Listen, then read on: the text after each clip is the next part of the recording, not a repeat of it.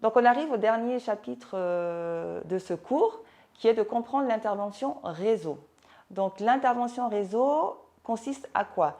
Quand vous avez quelqu'un que vous accueillez, qui va être accompagné par vous, par votre structure, c'est aussi de lui faire comprendre l'importance de la notion de réseau, lui dire, en fait, ce que j'aimerais que vous compreniez, c'est que quand vous rencontrez quelqu'un, c'est de ne pas tout prendre au niveau de la responsabilité de son accompagnement et d'être hyper honnête avec ça, de lui dire par rapport au diagnostic partagé que vous avez eu, à ce qu'il a pu poser sur la table, dire vos compétences à vous, donc vos forces et vos limites, et derrière dire que vous avez aussi ce réseau-là, que vous allez pouvoir mobiliser des personnes, peut-être parler aussi de sa problématique à d'autres personnes, donc être en accord avec lui ou elle pour ça, et lui faire prendre conscience que finalement, pour sortir de sa problématique ou de ses problématiques, eh ben, on va aller élargir les rencontres et il va aller rencontrer lui-même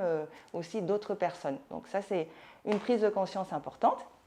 Et l'objectif de l'intervention réseau, il y a un objectif fonctionnel immédiat, donc mobiliser des ressources diversifiées de proximité afin de répondre le plus précisément possible au problème qui est posé. Et un objectif de prévention primaire, donc c'est remobiliser le réseau pour pouvoir soutenir finalement en cas de nouvelles difficultés, quand on approfondit l'accompagnement, se dire tiens, ça émerge, avec qui je peux travailler sur cette problématique-là. Donc ça veut dire que vous êtes toujours au taquet par rapport à ça. Et donc telle et telle problématique vous fait penser à telle et telle association, personne, si vous ne pouvez pas la résoudre, bien évidemment, et s'il y a urgence aussi.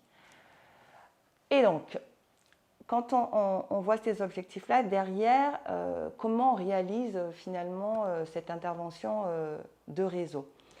Eh bien, très simplement, je prends en compte la problématique, la situation, qu'est-ce qu'on a à résoudre, s'il y a quelque chose à résoudre.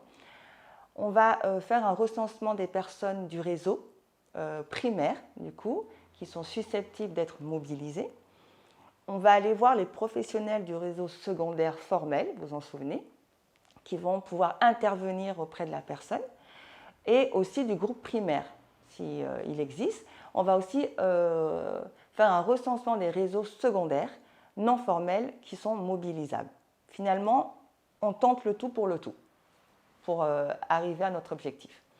Donc, plusieurs modalités d'intervention peuvent ensuite se mettre en place. Par exemple, le pairage, c'est-à-dire orienter la personne vers une autre ou un autre professionnel. Pour moi, c'est très professionnel ça. C'est-à-dire, si j'accueille une personne, la difficulté primaire qu'elle rencontre ne fait absolument pas partie de mes compétences, c'est être professionnel et dire je ne gère pas ça. Par contre, là vous allez être force de proposition parce que vous avez créé votre réseau, vous avez fait votre diagnostic du territoire et vous savez vers qui l'orienter. Et là, c'est top. Il y a également le parrainage que moi je pratique aussi. On peut mettre en place une personne que vous accompagnez avec une personne retraitée qui a travaillé dans tel et tel domaine, ou un bénévole, ou quelqu'un que vous connaissez qui a envie d'être dans l'aide.